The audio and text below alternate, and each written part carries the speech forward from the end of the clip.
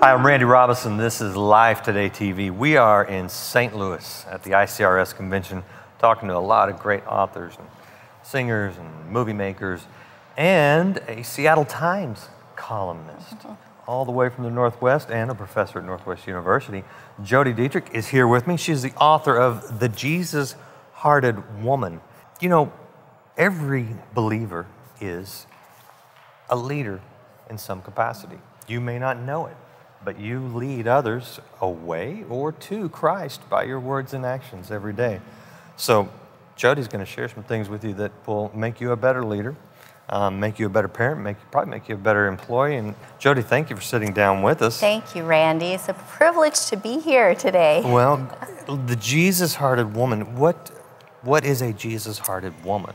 Well, you know, I think women everywhere are looking for ways to grow and use the leadership gifts they know God has put within them, with or without an official title or position. Right. It's not about that. And for many of us, I think we've realized that despite the obstacles to leadership or influence, we probably breathe the freest air women have ever breathed in the history of this planet. Yeah.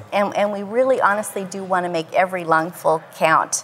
And that's going to look different in different situations. But I believe a Jesus-hearted woman is someone who will find ways to rise up and influence those around her with the gifts God has given her, discover the voice that she's been given in her own particular setting.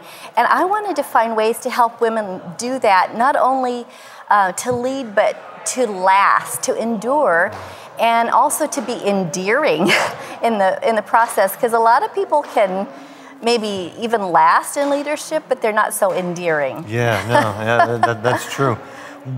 As you talk to women and teach them, what is the kind of the common strand that you see that maybe women need some improvement on? Yeah, you know, I think women are not as quick to self-identify as leaders, perhaps, as men are. Sure. And so I start off with the book with a chapter on the issue of confidence, because I feel like a lot of us, in fact, I'm talking about me here, I never have felt like the shoes that I'm stepping into really fit my feet. I have to grow into those shoes. And so I would, want them to know that God uses us with little feet, and He grows our feet into the shoes that He asks us to fill.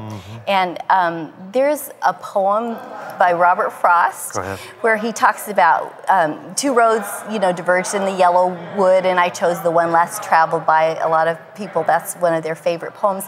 But there's a line in there that says, knowing how way leads on to way, I doubted if I should ever come back.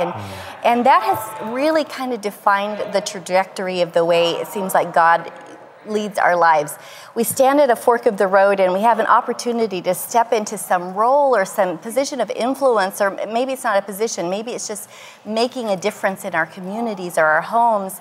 And if we have the courage to walk down that path, it leads to another way, and then another, and then another. And pretty soon we're doing things that we never dreamed we would be doing in places we never dreamed, but it's exactly what God has in mind. That's what I was going to interrupt you a minute ago, is how important is that step?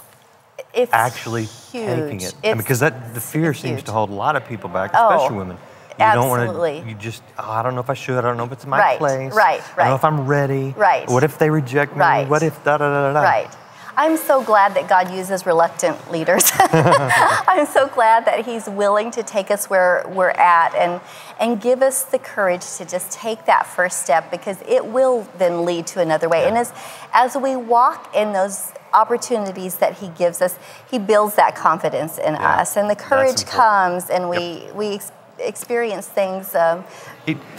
Christ doesn't push us out of the boat. He, just hey, there you go. Take that first step. Yeah, exactly. He stays with us. He does. Yeah. I sure experienced that in writing for a secular newspaper. It's something I never dreamed. Just an ordinary woman. Well, and Seattle's not the Bible Belt. It's not the Bible Belt, right? It's a very Christian, kind of skeptical towards anything that smacks of organized religion, they would say. And yet God allowed me to walk through this door and to have a voice for faith in Jesus to one of the most unchurched parts of our nation. With the readership of the Seattle Times is 1.8 million people. And so I hear from people all the time who are on this journey to find something, they don't know what, but to be able to tell them that it's Jesus, it's such an honor. And it was part of that way leads on to way thing, though, that got me there. It's nothing I ever thought, oh, I'm going to go write this column. No doubt, no doubt. They don't invite just anybody off the street, right? Awesome stuff. If people want to hear more about the Jesus-Hearted Woman and about you, where can they go? Sure. JesusHeartedWoman.com, and that will tell, there's a trailer that explains a little bit more about the book, and each chapter of the book has a Bible study section and coaching questions, and then a little lesson for new leaders for someone. So, Sounds like it could be good for church groups. Absolutely. Training. Perfect for that as well. Yeah, great. So great. So good. Thank you. Do check out JesusHeartedWoman.com, and we appreciate you and thank you. Your heart for sharing and leading, and your encouragement for other women to step out. Great. And be that leader that God Cheering wants them on. There you go. All right. Thank you so much. Thank you.